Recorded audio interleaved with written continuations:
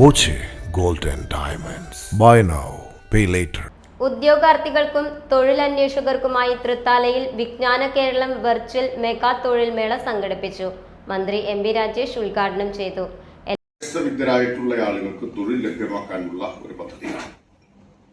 കേരളത്തെ ഒരു വിജ്ഞാനാധിഷ്ഠിത സമൂഹവും വിജ്ഞാനാധിഷ്ഠിത സമ്പദ്ഘടനയുമായി നോളജ് ബേസ്ഡ് എക്കോണമിയുമായി പരിവർത്തിപ്പിക്കുന്നതിനുള്ള ബൃഹത്തായ ശ്രമങ്ങളാണ് സംസ്ഥാന സർക്കാരിന്റെ നേതൃത്വത്തിൽ കഴിഞ്ഞ 10 വർഷമായിട്ട് നടക്കുന്നത്.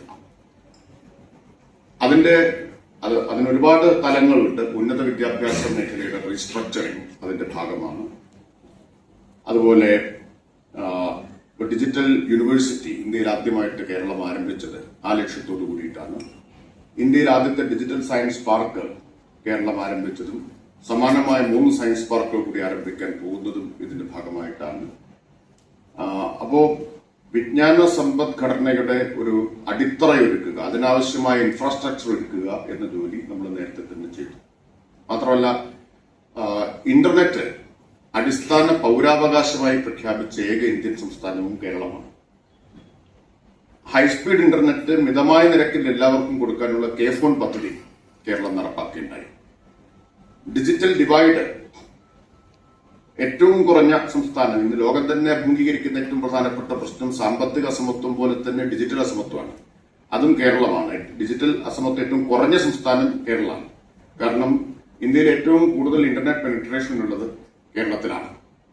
ഇന്ത്യയിൽ ഏറ്റവും കൂടുതൽ സ്കൂളുകൾക്ക് ഇന്റർനെറ്റ് ആക്സസ് ഉള്ളത് കേരളത്തിലാണ്. ഇന്ത്യയിൽ ഏറ്റവും കൂടുതൽ സ്കൂളുകൾ സ്മാർട്ടായി മാറിയത് കേരളമാണ്. ഇങ്ങനെ നോക്കിക്കഴിഞ്ഞാൽ മാത്രമല്ല, ഡിജിറ്റൽ ഡിവൈഡ് കുറയ്ക്കുന്നതിന്റെ കൂടി ഭാഗമായിട്ടാണ് നമ്മളിപ്പോ ഡിജിറ്റൽ സാക്ഷരതാ പരിപാടി വിജയകരമായി നടപ്പാക്കി ഇന്ത്യയിൽ ആദ്യത്തെ സമ്പൂർണ്ണ ഡിജിറ്റൽ സാക്ഷരത സംസ്ഥാനമായിട്ട് കേരളം മാറിയത്. ഇന്നലെ ഒരു വീഡിയോ നിങ്ങളും കണ്ടു കാണുമെന്ന് വിചാരിക്കുന്നു. വളരെ പ്രായം ചെന്ന ഒരു മുത്തശ്ശി, റിപ്പോർട്ടർ ടിവിയിലാണ് ഇത് വന്നത്. അവരുമായിട്ടുള്ള ഇന്റർവ്യൂവിന്റെ ഒരു വീഡിയോ കണ്ടു. അവർ സാമൂഹിക മാധ്യമങ്ങളിൽ ഇടപെടുന്നതിനെ കുറിച്ച്, സ്വന്തമായിട്ട് ഇൻസ്റ്റഗ്രാം അക്കൗണ്ട് ഉണ്ടാക്കിയതിനെ കുറിച്ച്, ഇൻസ്റ്റഗ്രാമിൽ അവർ ഇടപെടുന്നതിനെ കുറിച്ചൊക്കെ. അപ്പൊ ആ നിലയിൽ ഡിജിറ്റൽ ലിറ്ററസി വളരെ കൂടുതലാണ് കേരളത്തിൽ. അപ്പൊ സാമൂഹിക മാധ്യമ ഉപയോഗം മാത്രമല്ല ഇതിന്റെ ഉദ്ദേശം. ഇന്ന് ഈ വിജ്ഞാനാധിഷ്ഠിതമായ സമ്പദ്ഘടന ഓഫർ ചെയ്യുന്ന പരമാവധി തൊഴിലവസരങ്ങൾ നമുക്ക് ഉപയോഗപ്പെടുത്താൻ കഴിയണം എന്നാണ് ഗവൺമെന്റ് കാണുന്നത്. എല്ലാവർക്കും തൊഴിലവസരങ്ങൾ നൽകുന്ന തൊഴിൽ മേളകൾ തൊഴിൽ ലഭ്യതയെ കൂടുതൽ സുസ്ഥിരമാക്കുമെന്ന് മന്ത്രി എം പി രാജേഷ് പറഞ്ഞു. Block panchayat president PR Kunhunni അധ്യക്ഷനായി.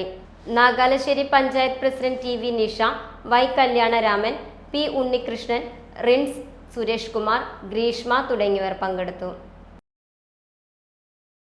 Time kids pre school, Mannannur road, Vaniyamkulam. .view news. കാഴ്ചകളാണ് ലോകം, കണ്ടു തുടങ്ങുക.